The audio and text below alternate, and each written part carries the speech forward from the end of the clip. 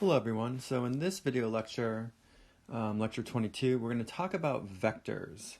And this is actually chapter 10, section 8 in your textbook, if you want to follow along in the textbook. So vectors are really important for solving applied problems. If you are ever going to study physics, you will need vectors. So I teach a lot of the physics labs. We do an experiment with vectors, and you'll do vectors in the physics lecture as well. If you study engineering or any other types of sciences, often vectors are involved. So it really is an important concept for solving applied problems. So I'm going to start by giving sort of like a geometric view of vectors, and then we'll get into the math of vectors. So a geometric view.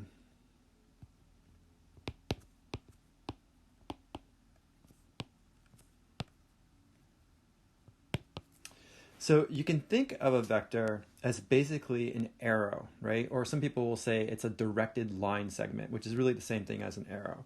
So I'll say a vector is represented by an arrow.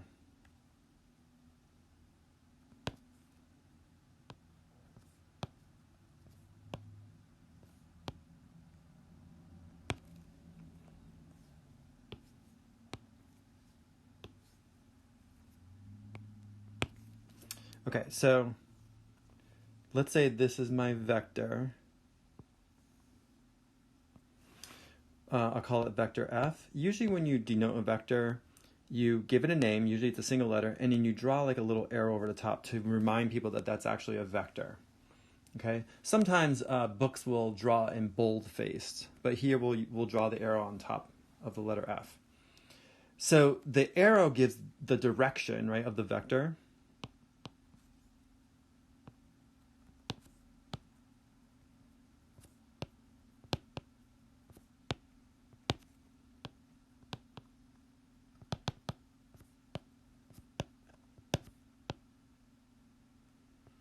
And the length of the arrow is the magnitude of the vector. So a vector has magnitude and direction, right? It has two properties, magnitude and direction.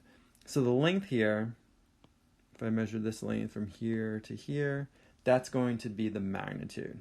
So I'll say length gives the magnitude of f.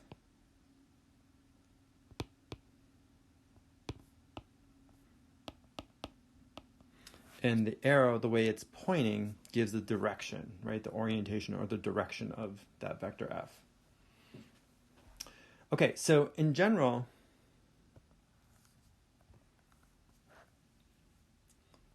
a vector is going to start at some point and end at some point, right? So if we have our usual Cartesian coordinate system, and so here's x, here's y, a general vector will look something like this, right? It'll have some starting point and some ending point. Let's call the starting point like A,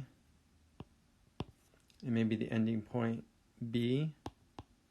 So in general, this would be like x1, y1, and then B would be x2, y2, right? The coordinates of that endpoint where the arrow is.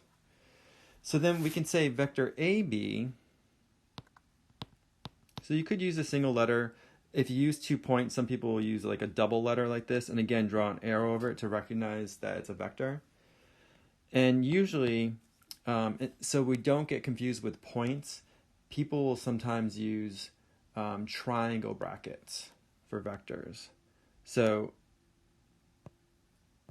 the first component is just going to be the x component, and the way we find it, it's simply going to be x2 minus x1. And the second component is the y component, and that's going to be y2 minus y1. So this is the x component.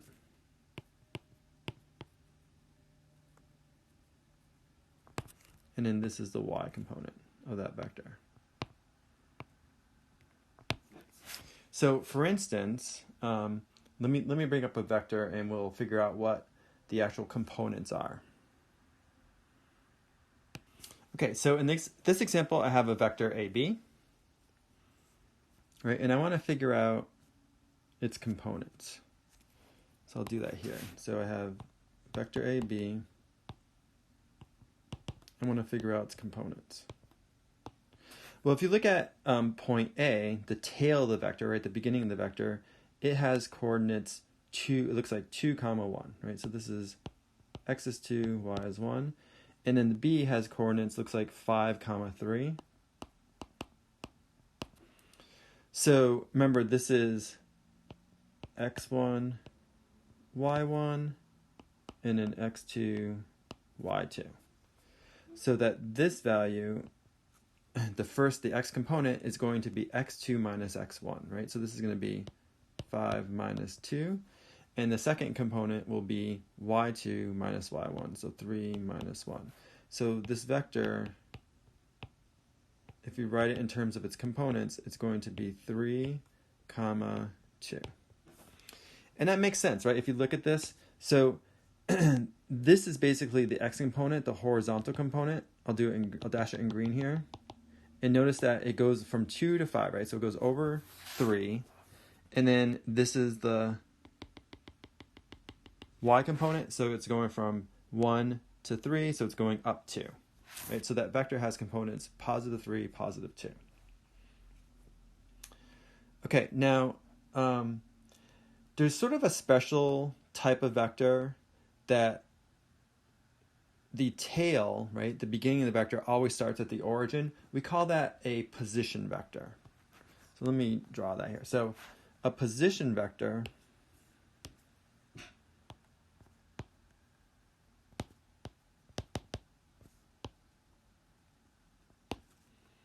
has an initial point which is really the tail of the arrow, right? Has an initial point at the origin. So at 0, 0. And a terminal point, so the arrowhead is the terminal point.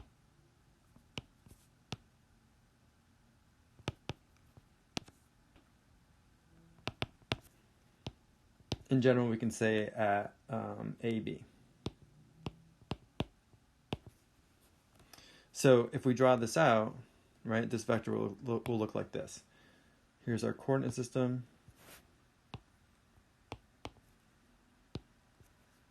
And we do it in red. So let's say, so this is a position vector because it's starting at the origin, right, going out. This would be the initial point, again at 0, 0 at the origin. This will be the final point, A, B. And then this vector, let's give it a name. Let's call it vector A. This vector A has components in general A, comma B, right? Because if the if the terminal point is A, B, then the x component is simply going to be A minus 0, which is A, and the y component is going to be B minus 0, which is B, right? So it's always going to have x and y components of A and B. Again, this is the x component of the vector. This is the y component of the vector. Right, so 2 components, right? It's 2-dimensional. Okay, another thing that's interesting is that mathematically, the only thing that's important is that vectors have a magnitude and a direction. It doesn't really matter where you move them, right? We call ones that start at the origin position vectors, but really they're the same as any other vectors that have the same magnitude and same direction. So they can be moved around as long as you maintain the same length and same orientation. So let me write that down here. Vectors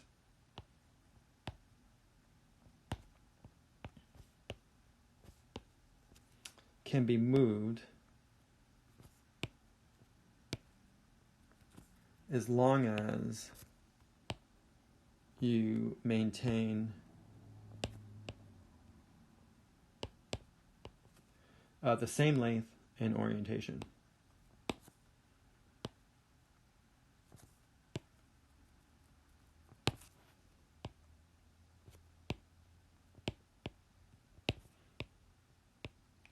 So in other words, as long as they have the same magnitude, right, that's, remember, the length is the magnitude, and same direction, which is given by the direction of the arrow, then they really are the same vector mathematically.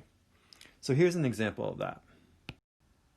Okay, so in this example, all three of these vectors, let's call them, I don't know, let me call this one A, I'll call this one B, and this one C. These are all exactly the same, right? Because they have the same length and the same direction, the same orientation. And actually, we can give the components of each of these vectors. The easiest one to look at is the position vector, right? The one that starts at the origin. So the terminal point, right? The coordinates here at the terminal point are going to give the vector, right? So it has an x component of 5 and a y component of 3. So it looks like B is positive 5, comma, positive 3. And in fact, all of these are, right? A is also positive 5, positive 3.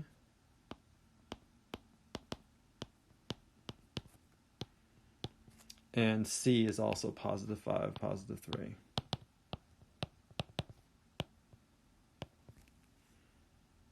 Right? And again, you can think of it like, let's look at C. If I start at the initial point, to get to the terminal point, I have to move 5 units along the x, right? Positive 5 to the right, and then up 3 units. So 3 units up. So it must be 5 comma 3. And again, the easiest one to figure out is the one, if we move the tail to the origin, then the coordinates of the terminal point of where the arrow is going to give you the components, right? Because you're just subtracting 0. You're doing 5 minus 0, which is 5, 3 minus 0, which is 3. Okay, so you can move vectors around as long as you maintain the same direction and same length. Okay, let's talk about magnitude and direction of a vector now.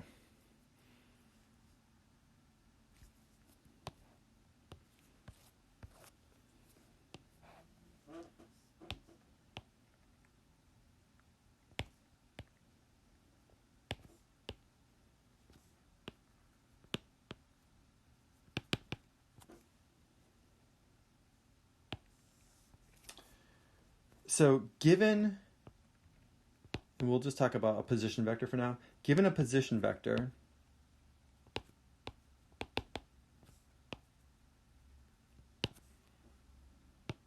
so in general, remember it's A comma B. So A is the x component, B is the y component. The magnitude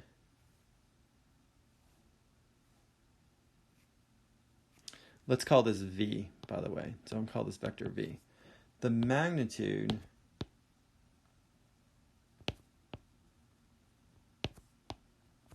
of vector V, which we can write as, some people will use absolute value symbols, or you could also use like a double vertical lines. Both of those mean just the magnitude, okay?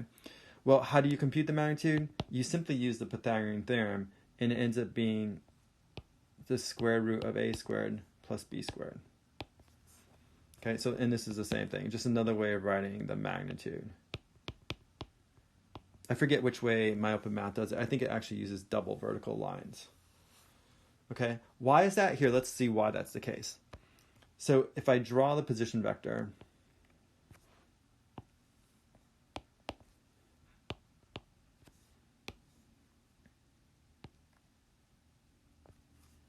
remember this point right here is going to be A comma B. Right, in fact, I can write this vector as A comma B. So that means that this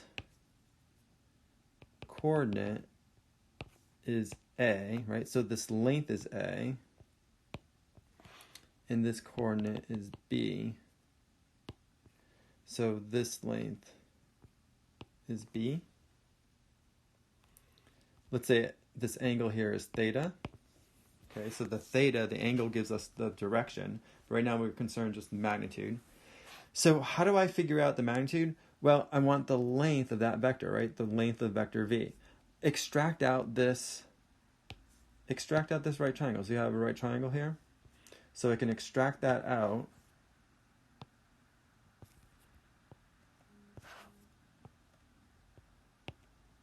So this is A, right? This is B.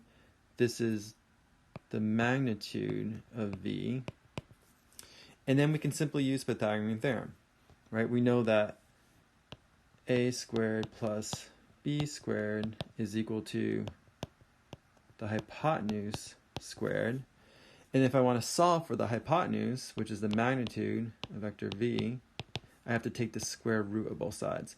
And because it's a length, I'm taking the positive square root, okay? So that's the formula for the magnitude of the vector. It's just based on Pythagorean theorem. Now, the other thing that we're going to need is the angle here. We want the direction, right, which is given by this angle. So how do we find that direction?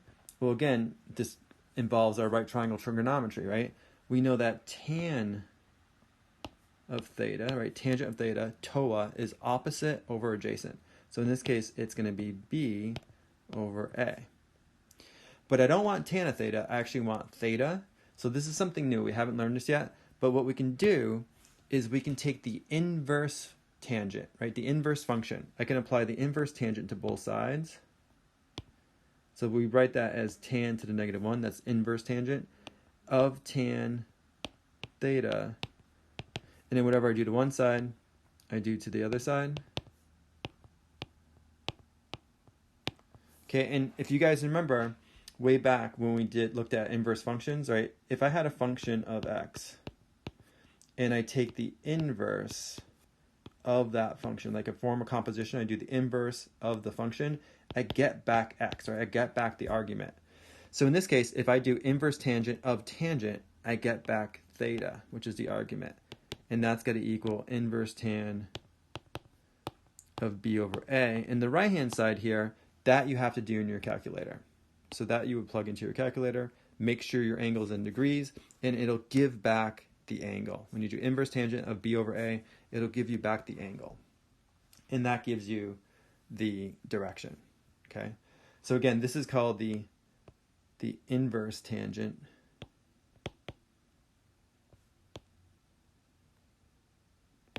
or some people will say arctangent.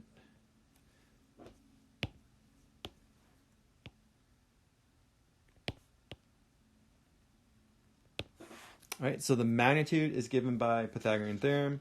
The direction, the angle, is given by ultimately the inverse tangent.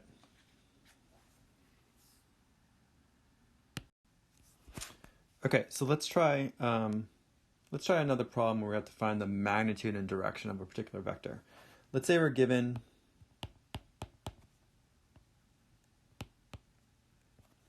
the vector, call it u, and it has components -3, -1. We want to find the magnitude and direction. And let's say we want to find the direction in radians. So this will be a good review of all the trig stuff, right, that we learned. So what I would do is first plot, right, figure out where this vector is. Well, if the x component is -3 and the y component is -1, think of this as a position vector, right, because remember, it doesn't matter where you move it. So we're going to start at the origin. So the vector is going to look like this.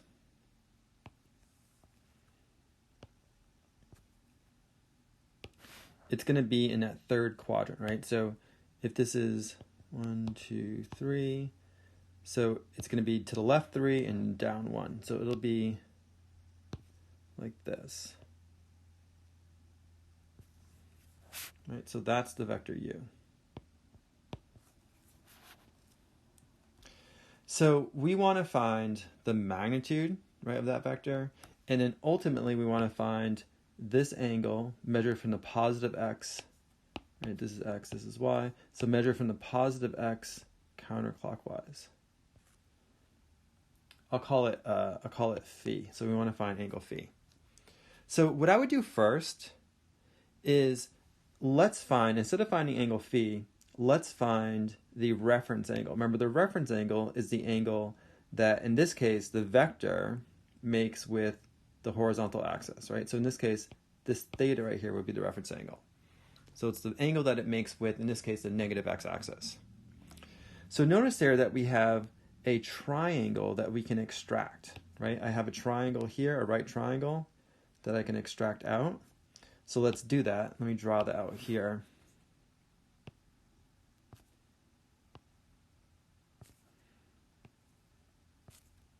So here's my triangle, here's my angle theta. This is going to be the magnitude of u, right? That'll be the hypotenuse. And then we know that, so the x component is -3, but if I extract it out as a right triangle, then I could just say the length is 3, right? I don't have to say negative because it's actually a length now, so I'll say it's 3. And the y component was -1, so the length here is going to be 1. All right, so how do I find the magnitude? Let's do the magnitude first. Well, that's just Pythagorean theorem, right? We know that the magnitude of u is going to be the square root of 3 squared plus 1 squared, right? Because those are the lengths of the two sides. So this is equal to the square root of 10. That's an exact answer. And if you want an approximate answer, you can plug that into your calculator. It's around 3.16. Okay, so we know the magnitude. Now to get the direction, I first want to, well, ultimately I want to find phi, right? That blue angle phi. But I first need to find theta. So theta, I know that tan theta is going to be opposite, which in this case is the 1, right? That's opposite the angle theta, divided by adjacent. So this is 1 divided by 3. So how do I get theta now? I need to take the inverse tangent of both sides.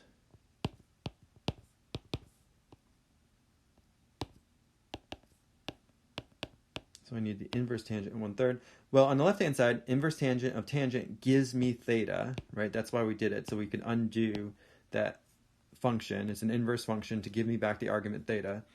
The right-hand side, you have to plug that into a calculator, and you're going to find that this is 18.43 degrees. Okay, now that's fine, and actually you could state that it's like 18.43 degrees south of west, and that will give us enough information to say that the vector is really in the third quadrant. But we want to just give the angle phi, which is what you typically do. If you give an angle and you don't give any other information, it's assumed it's measured from the positive x-axis counterclockwise. Okay, so I really want to find phi. But now that I have theta, I can simply, I can figure out phi here by adding 180, right? Phi is going to be 180 plus theta. So phi, the angle I really want, is 180 degrees plus theta. So in this case, it would be 180 plus 18.43, and that's equal to 198.43 degrees. Now, one last step. We want the answer to be in radians, okay, which is fine. We have our answer in degrees now, but we want it in radians, so I just need to convert that to radians. I usually like to work in degrees and then convert to radians if they want radians later. So remember, to do that, I either have to multiply by 180 over pi or pi over 180. Well, in this case, I want degrees to cancel, so I want to multiply by pi radians over 180 degrees, right? That's my unit conversion factor. And if you work that out on a calculator, you're going to find it's 3.46 radians. So that's my answer. The magnitude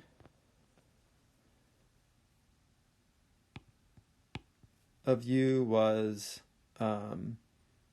radical 10 at 3.46 radians. That was the angle, right? The direction. Okay, so really it's nothing more than using what we learned from trigonometry, right? In particular, right triangle trigonometry.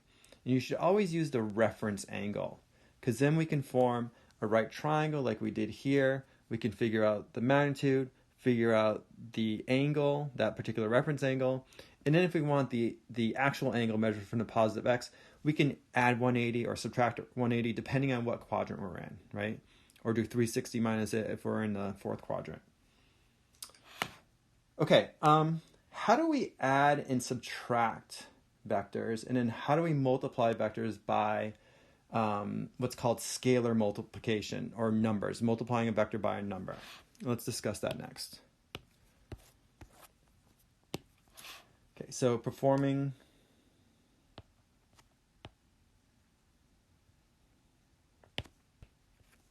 vector addition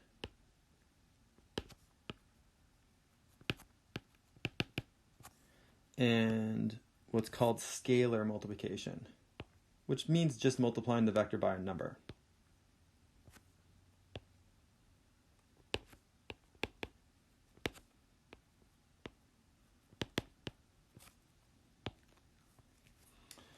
Okay, so let's start with addition. That's the easier one. So to add vectors together,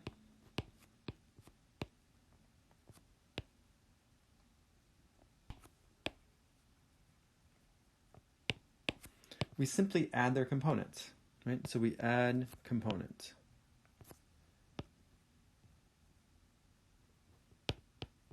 So for example, let's say we're given vector u is equal to -3, 4, and then maybe v is 5, -7. Okay, so we have the x and y components for both u and v. By the way, you can think of this, sometimes people will write this as u sub x to notify it's the x component, and then this is u sub y. This is v sub x, v sub y. So if we want to add the vectors together, u plus v, then we simply add the components, right? So I'll do this in general first. So in general, this is going to be ux plus vx. And then the y component will be uy plus vy. So in this particular example, this is going to be -3 plus 5, and then 4 plus -7. So it'll be 2, -3. And that would be the sum of those two vectors. Okay, what about subtraction? Subtraction, you can obviously guess, right? Instead of adding the components, you're going to subtract the components. So to subtract vectors,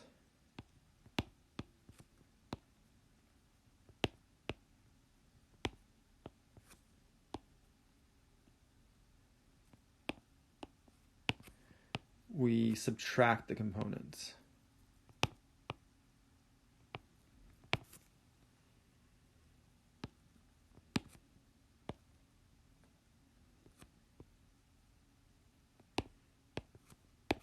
So for example, let's say I have u is equal to -10, 8, and v is equal to -3, 3. Then if I want to find u minus v, then that's going to be -10 minus a -3, and just be careful with the signs there, 8 minus 3. Right, so in this case, -10 minus a -3 is -10 plus 3, so that's going to be -7. And then 8 minus 3 is +5. So that would be the answer. Okay, and then scalar multiplication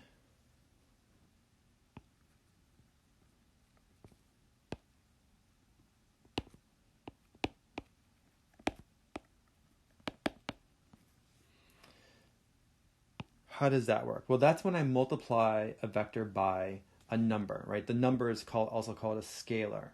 It just has, it's just a number. Think of it just as a number. So to multiply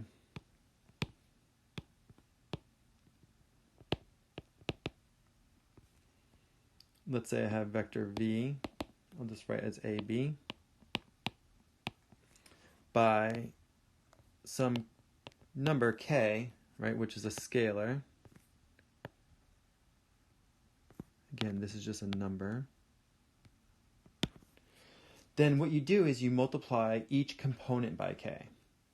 So we can say that k times vector v is equal to k times a, comma, k times b, right? Each component just gets multiplied by k, right? So I'll say you multiply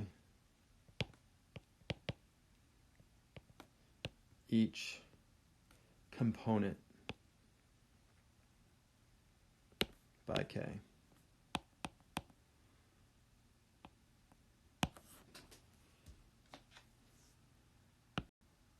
Okay, so what happens graphically when you multiply a vector by a scalar? Basically, the magnitude of the vector changes. And actually, if it's multiplied by a negative, the direction will change as well. So let me just draw that out here. So when multiplying by a scalar,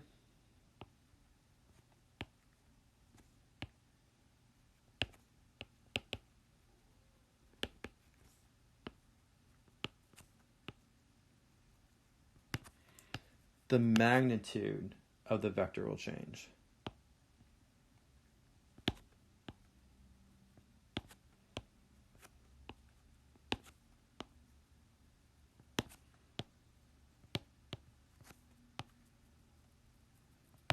So for example, if I have some vector, let's call it u. So this is my vector u. If I multiply it by 2, then the length of this is going to be twice as long. So this would be like 2u. If I multiply it by like a half, it'd be half as long, right? This would be like 1/2 u. And then the direction could also change if I multiply it by negative something, right? So let's say I multiply it by -3u. Well, that's going to be 3 times u, right? So 3 times the length, but it's going to be in the opposite direction. So that would look like, it's hard to draw this exactly, but something like this, right? So that would be 3 times the original u in length, but now going in the opposite direction. Whereas minus u, that's like -1u, that would just be u, but reversed, right? It would be in opposite direction. Okay, so multiplying by a scalar just affects the magnitude and can affect the direction if the scalar happens to be a negative number. Okay, so here's an example. Given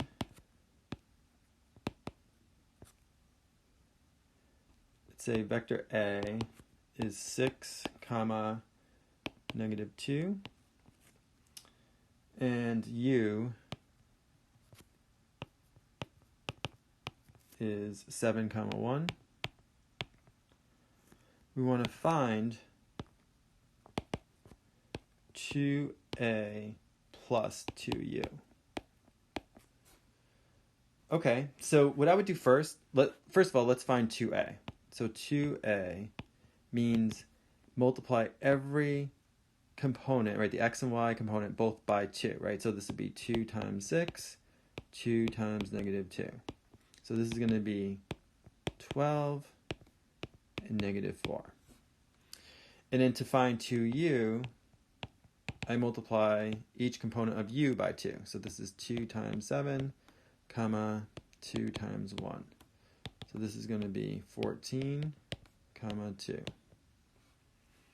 So now if I want to add these together, I simply add these components together, right? So 2a plus 2u is going to be, I guess it'll be 12 plus 14.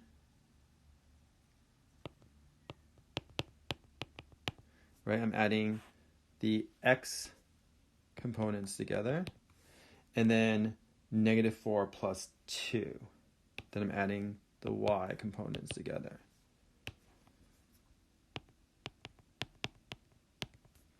So this will be 26, comma, -2. Right, and that's how you do it. So we first multiply each vector by 2, right, scalar multiplication, and then we added them together by adding the components. Okay, next I want to talk a little bit more about vectors in the rectangular plane, and we want to introduce something called a unit vector.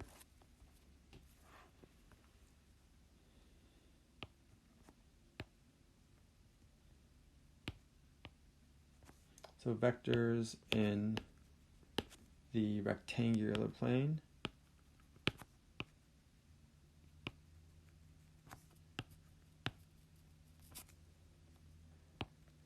All right, so let's first talk about what a unit vector is.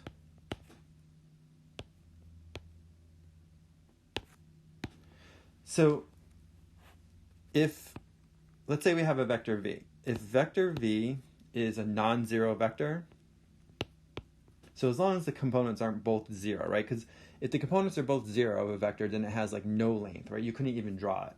So if v is a non-zero vector,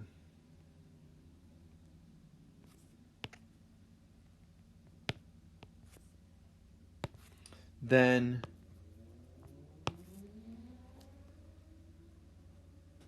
the ratio of v to its magnitude. So if I take my vector v and I divide by its magnitude,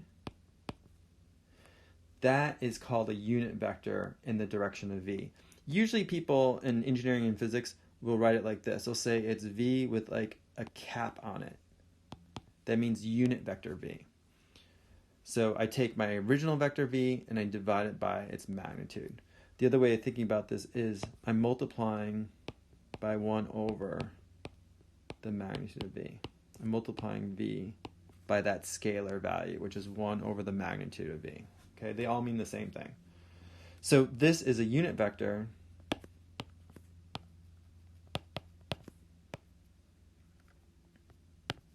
in the direction of v.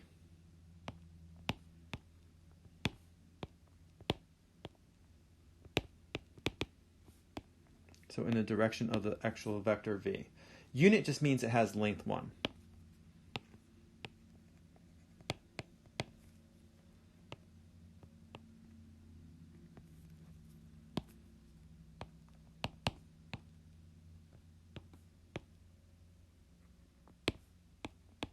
Right, so unit vector just means it has length 1.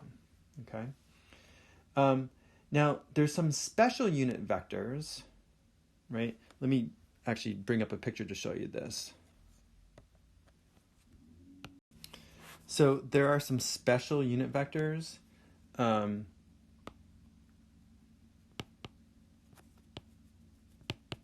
They're drawn here. I drew them in red. Where the horizontal unit vector is called I hat.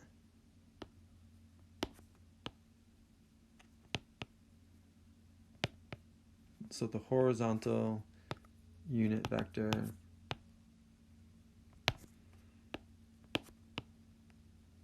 is called I hat. So this is I hat, right? And again, it has length 1. And actually, if you want to write this out, I hat is going to be 1, 0, right? It has components 1, 0. And then the vertical unit vector is called j hat. So let me write it over here. The vertical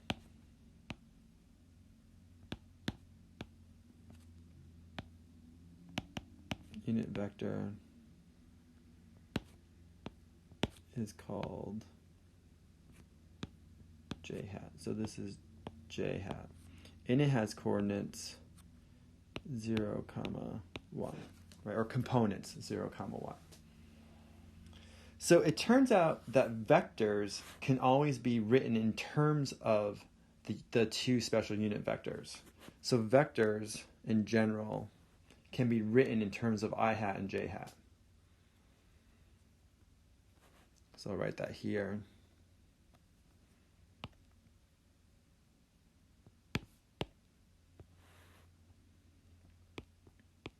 Can be written in terms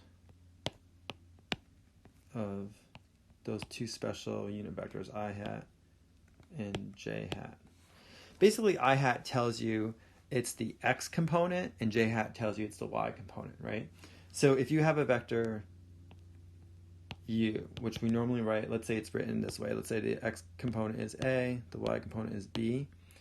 I could also write it in terms of I hat and j hat like this. I could say u is going to be a times I hat. So I'm kind of multiplying my unit vector I hat by the scalar a. plus b times j hat. Those both mean the same thing. They're both ways of writing the vector u. Okay, here, let's do a couple problems now.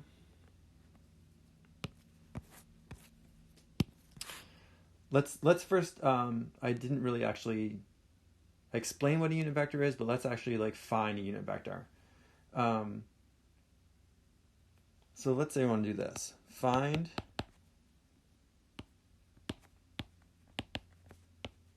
a unit vector in the same direction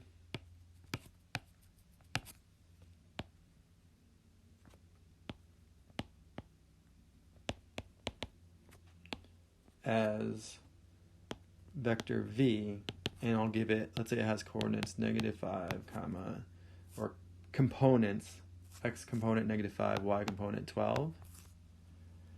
So how do we do that? Well, remember the unit vector v with a little cap on top is equal to the vector v divided by the magnitude of v. Okay, which is really the same as 1 over the magnitude, that's going to be some number, right, times vector v. So I need to find the magnitude first, the magnitude of v. Well, how do we do that? Pythagorean theorem, right? We know it's always going to be the square root of the x component squared plus the y component squared.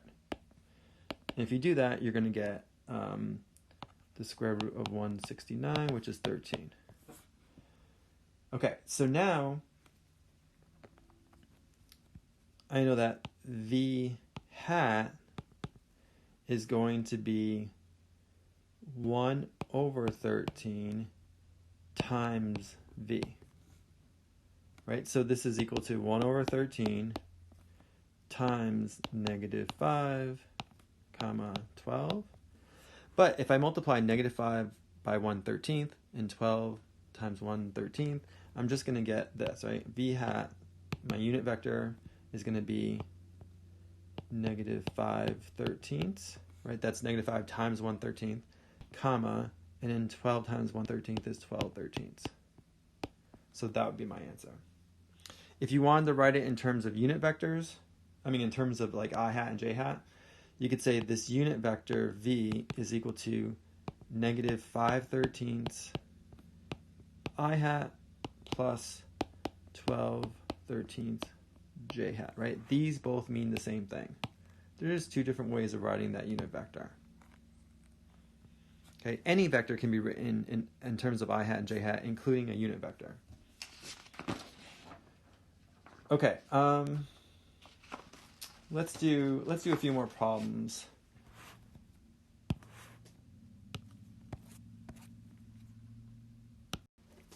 All right, let's say this is vector u. What are let's see if we can write vector u in component form. So we want to write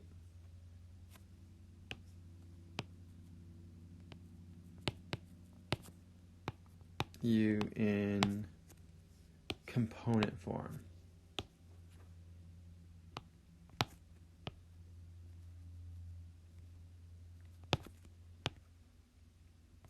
Okay, so u is equal, well, it's going to have an x component and a y component. We could actually find, these 2 points here, right? The initial point and then the terminal point, and then subtract the x values, subtract the y values. That will work. Or you can kind of just look at this, right? We know that it's basically going 2 to the right and down 3. So this must be 2, comma, -3, right? Because it's 2 to the right, down 3. If you want to use the actual coordinates, since we can read them off here, this point is 2, comma, 5. This point is 4, comma, 2. So remember, in this case, it doesn't matter which one you label the 1s, which one you label the 2. The initial side I'll call the 1s, and the final side I'll call the 2s. And then another way of getting this is saying that the x component is going to be, remember, x2 minus x1, and then the y will be y2 minus y1. So in this case, it'll be 4 minus 2, and then it'll be 2 minus 5. Right, so then u is going to equal 2 comma negative 3, which is what we got intuitively, right, just by looking at the picture. Okay, but that's where it comes from. Okay, here's another one. Okay, so same thing. I'm going to write k in component form. Let's see if we can do this just by visually looking at it. Well, if you look at the tail, right, it's starting at the x value of 7, and it's going to 2. So it looks like the x component is a negative 5, right? And then the y is starting at 5, going down to 2. So it looks like the y component is a negative 3 because it's going down 3. So this k must have been then negative 5, comma, negative 3. That would be its components. Okay, here's another question. You're told a vector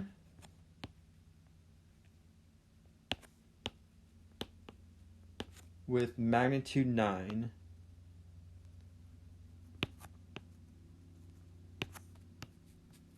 points in a direction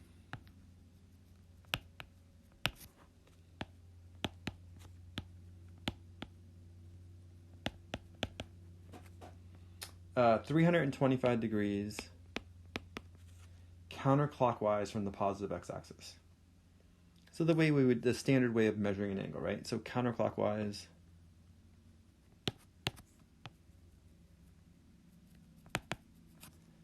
from the positive x-axis.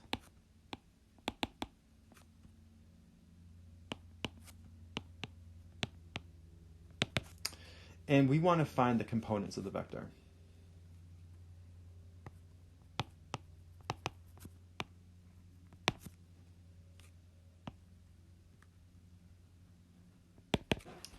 Okay, so first thing I would highly recommend you do is draw a picture, right? So this is our coordinate system.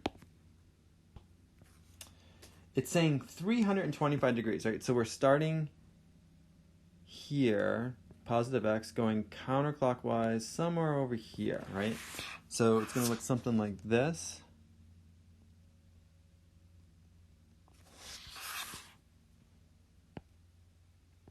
Where this is 325 degrees. And we know that the magnitude is 9, right? So the length of this vector is 9. Okay, so based on that information, we want to find the components, the x component, the y component. So if you think about this, right? First of all, if I project this onto the x-axis, this is going to be the x component. Let me give this a name. Let me call it vector u. So this is like ux, and then I also want to find uy. So this would be the y component. This is like uy. And we know just by the picture, ux is going to be positive, right, because it's pointing to the right, and uy is going to be negative because it's pointing down. So the x component is positive, the y component is negative if you're in that fourth quadrant. So the easiest way to do this is to again use the reference angle, right? Extract out a right triangle using the reference angle. Well, what is the reference angle? Well, remember, it's always the angle that the vector makes with the horizontal axis, so it's this angle right here. So how do we find that? Well, we could do 360 minus 325, right? So 360 minus 325, and that's what, 35 degrees, right? So this is 35 degrees. Okay, so now let me extract out that right triangle.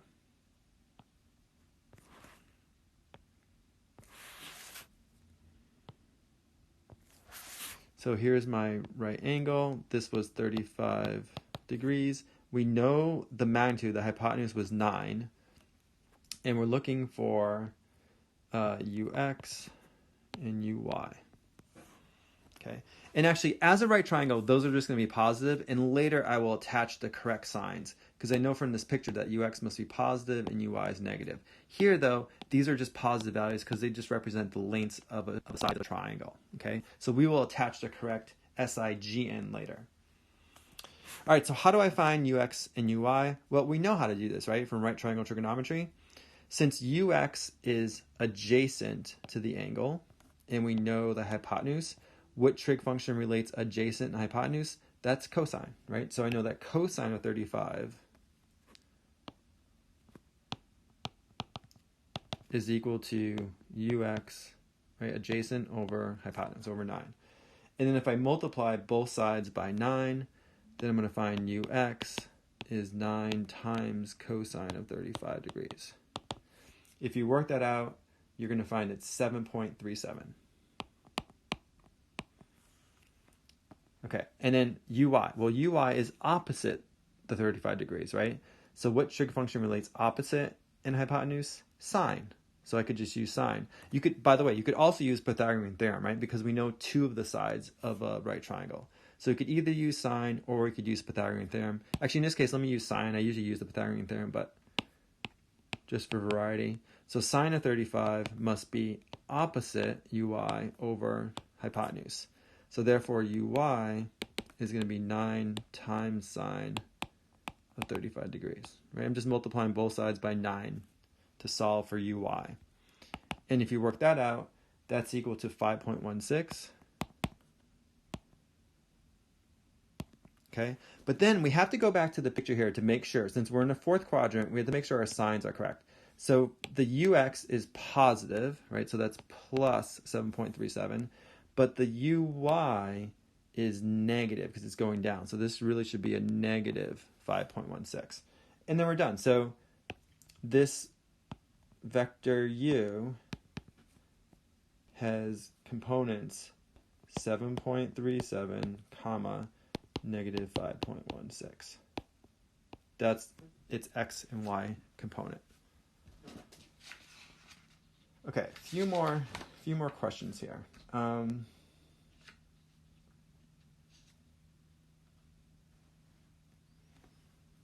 about this?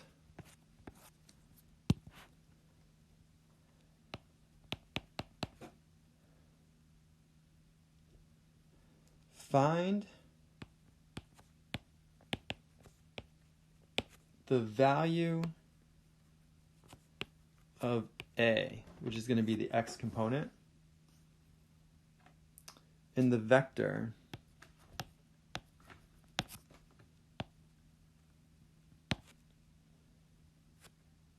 let's call it v is equal to a comma b if b equals 18, and let's say we know that the magnitude of vector v is 82.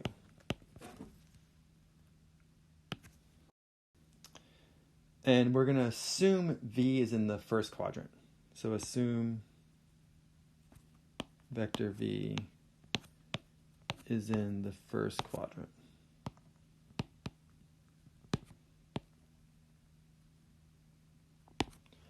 Okay, so again, draw a picture. Drawing a picture is like so helpful when you're solving these types of problems with vectors or any types of general applications using trigonometry. So here's our coordinate system. Again, we know that we're in the first quadrant. So vector v looks something like this.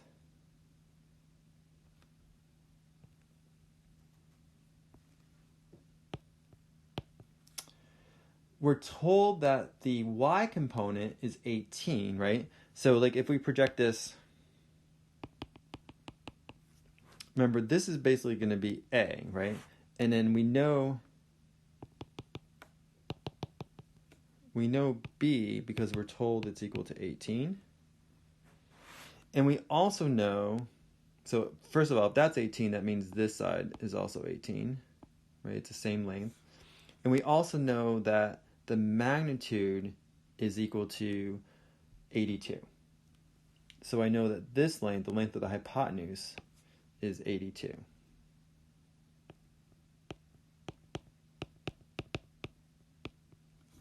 So what I should do now is just extract the right triangle. And then to solve for the x component, we're simply just going to use the Pythagorean theorem, right? Because that's the only unknown. A, I know this is 18. I know this is 82. Okay, so I know that, right? Pythagorean theorem, a squared plus b squared is equal to c squared, hypotenuse squared. So therefore, a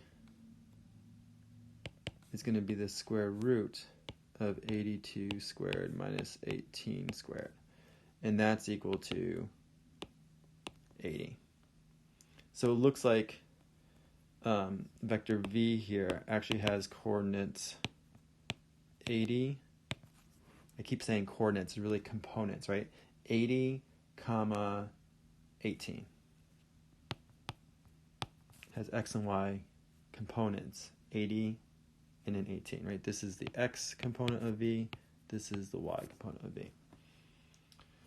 Okay. Okay, a few more questions that might appear on like My Open Math. Let's say you're given vector u is negative 3i plus 10j, and g is 5i plus 7j. Okay, and we want to find u plus g. So really all you do is you add the components together, right? But in this case, I wrote them in terms of I hat and j hat, but you simply add the components together again. So u plus g is going to be negative 3 plus 5 I hat, right? So I add the I components together, and then plus 10 plus 7, the y components, j hat. So really this is going to be 2 I hat plus 17 j hat. So just like before, we're just adding the components together. Let's say add components together. Okay, so that would be the answer. 2i plus 17, 2i hat plus 17j hat.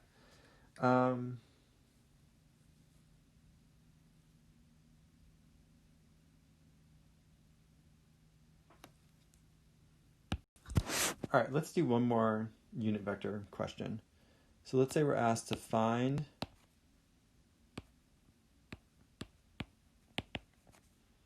the unit vector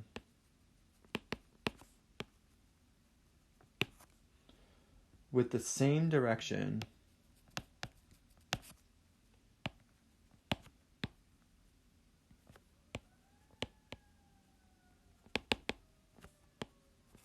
as, say, 7, the vector 7, comma 3, right? Has components 7, comma 3. So what I would do is give that a name, right? Call it maybe u. So u is 7, comma 3. So we want to find u hat, right? Well, we know that u hat is going to be u divided by the magnitude of u. Okay, which again is the same as 1 over the magnitude of u times the vector u. So I need to find the magnitude of u.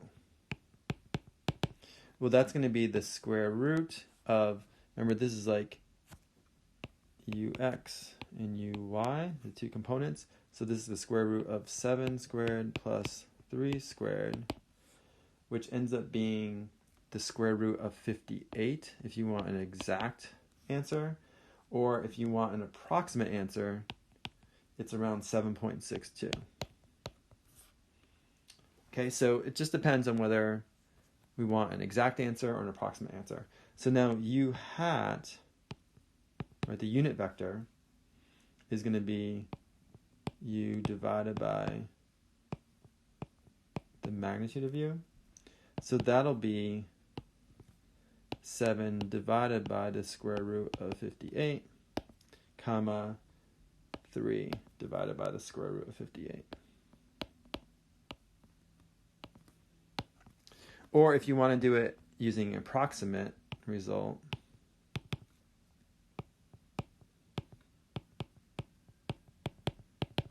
then this will be 7 divided by 7.62, comma 3 divided by 7.62, and that is equal to approximately 0.92, comma 0.393. All right, so I think that's all I want to talk about for vectors. That should give you at least a feel for vectors. And I think this will be really helpful if you end up taking physics next year. Great, thank you.